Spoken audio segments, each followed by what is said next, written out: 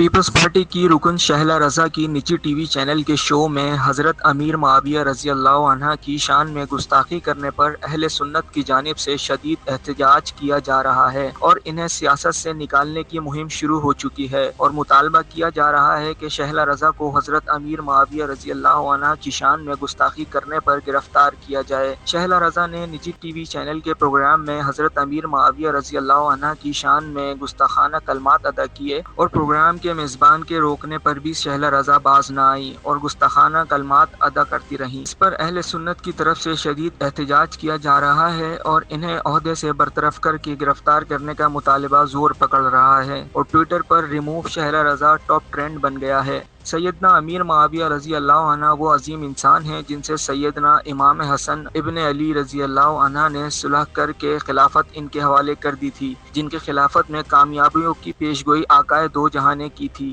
جن کی خلافت میں مسلمانوں نے 64,000 مربع کلومیٹر کا وسیع علاقہ فتح کیا تھا۔